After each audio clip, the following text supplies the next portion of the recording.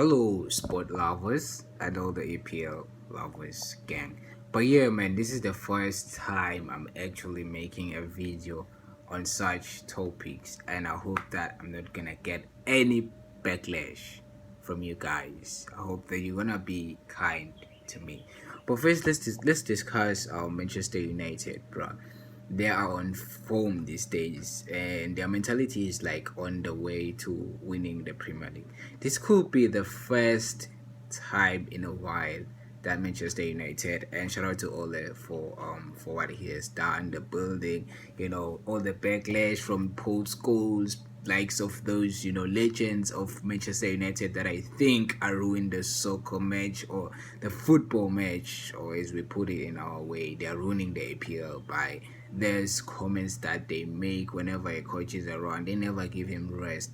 That's what they did to Van Gaal. That's what they did to who's this guy? Oh, that's what they did to Ole. That's what they did to Mourinho. That's what they did to the other guy.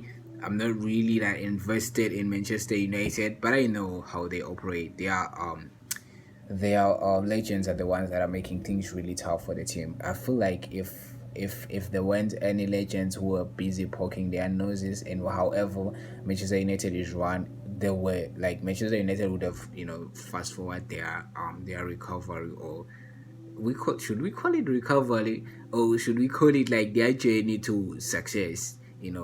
They would have like moved faster if there weren't people poking any noses. But this season Manchester United is doing their things. They are heading to the top, and the last game that they just had, where they won 2-1 against Fulham, should tell you that Manchester United is willing to go all the way to success.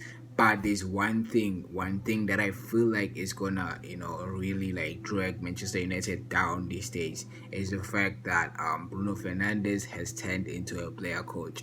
We all like Bruno Fernandes. That's not a lie. We shouldn't lie about that. Bruno Fernandes is a good player, but then these days it's getting way too much hype, and that hype is messing with his head, because I've seen him pulling Paul Pogba in a very disrespectful manner.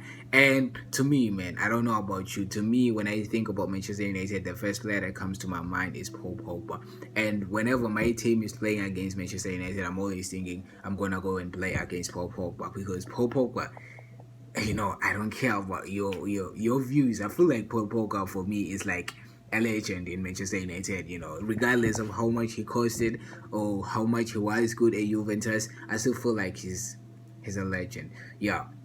So I feel like Bruno Fernandes these days is just putting too much pressure, way too much pressure on the players. Even though that's good, it helps them win. That I don't want to lose mentality is gonna help them win, but at the same time, it's gonna help them break. It's gonna lead to their breaking, because people are gonna be like fed up. They're gonna be like, "Ish, Bruno, we're tired, bro. Whatever that you're doing is actually getting really bad. It's becoming very, very bad." But then there is a task that Manchester City has right now, which if they perform it very well, they might be on their way to winning the Premier League. But then it's gonna be hard, because they don't have a striker. I know they want Romero Lukaku right now, and it would be good, even though people see it like, Romero Lukaku is gonna be, some flop when he comes back to the Premier League. But I feel like in Manchester City, he's gonna have the partnership that he has with De Bruyne, that is gonna be, massive, and it's gonna bring back the best in him. Because in Belgium, they be doing their things, right? They be doing their things, and if they come together, it might be good. And at the same time, Mahrez is also lacking that kind of person that he's gonna cross to, because we all know Mahrez, he likes crossing. If he doesn't cross, he has to score, and these days he's really poor in scoring. So he might need Romelu Lukaku and Raheem Sterling too. The pressure is on him, because he sometimes plays as a striker and all of these things. He might still need, Romelu Lukaku, if I put it that way. But yeah, another thing is that Manchester City, they do break, and right now they have a game in hand, right? And they are counting on that, right? And saying in terms of like saying that they're gonna beat Manchester United to the race, which might not happen if they still have to win all games and Manchester United isn't losing any game, which might happen because Paul Pogba is on fire these days. I'm a big fan of Paul Pogba. It's gonna be hard, right? It's gonna be hard, and I've already kicked Liverpool out of the race because I just feel like this season they're really low on what they're doing. We all thought that Everton was gonna bring some fire, but then, even them too, they're just running around. We don't even know what they're doing. Same thing as Chelsea. It's really bad. It really sucks because when they were signing, we were all like, Chelsea is gonna do it, this year, this season, Chelsea is gonna do it.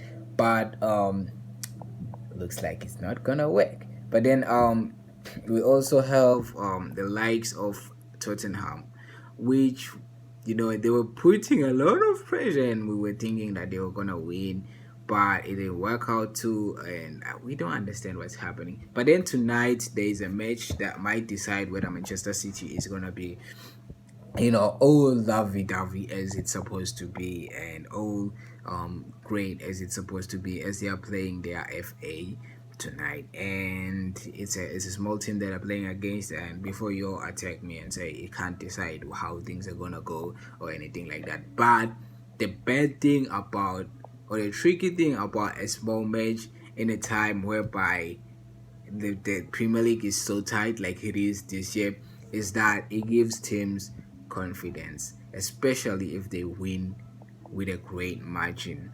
It might bring in that, because Manchester City is at a point whereby right now they just they have their building block.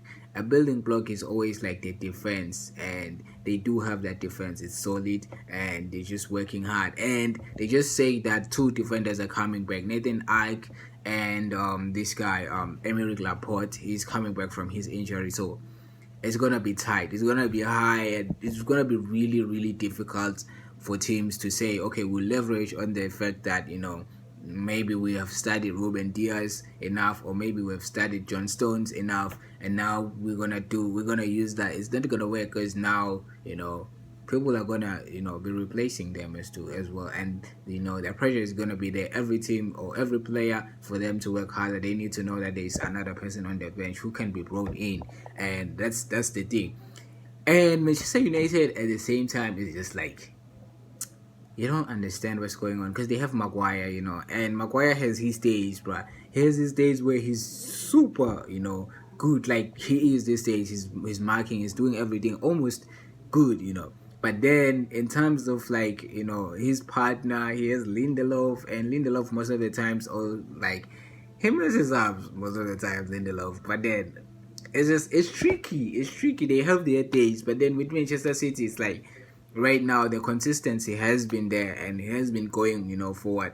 And if they win today's match, and that match has already been done because Bernardo Silva has already scored a really massive goal that we still discuss if it's still a right goal or everything, but it was counted right. That means that Bernardo Silva right now knows that he can score, and his mentality is like, I'm back on form right now, and he's gonna work hard, and with that, right, it's gonna be hard because now we have John Stones as well, who is also like in a position whereby he says, you know what, I'm really good in what I do, and I feel like I'm the man at the back, and I can score as well.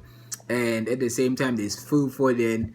Phil Foden. Remember how he messed up one Bissaka stay, at the Old Trafford, the derby, the Manchester derby, It was just it felt like he was alone on his side, and one Bissaka ended up even running away from his side because of him. And if things like that keep on happening, which are gonna happen if players, Manchester United defenders and players from Manchester United, keep on avoiding backing because they see how much they're gonna be embarrassed by other players, it's not gonna work out. But I believe that Ole is gonna talk some sense into his people, and that he's gonna do it. And Bruno Fernandes these days, Manchester United is counting too much on penalties, more than they should, and that could bring havoc to them, because it's not all the times where referees are gonna give you penalties and you just can't be like that. But I like the mentality that they had against Fulham. They knew that they were supposed to stay on the top of the Premier League, and they knew what they needed to do, and that's gonna help them. That's the mentality that might lead them or might lend them the Premier League trophy. And right now, I feel like they are the favorites. I don't care that Manchester City has a game in hand. I know that Manchester United is the leading team right now. We are talking about facts right now and things that we see right now. Manchester United is a leading team, and if it stays like this, the way that it's staying right now, Manchester United are gonna win the Premier League. But yeah, man, I'll see you in the next episode. I don't want to make these episodes really long, because we're starting and people are just are gonna click away when they see something that's really long. We're gonna end it at 11 minutes, and I'll see you in the next one. And yeah, take care of yourself, and let's see Manchester City play tonight. And yeah, I'll see you next one.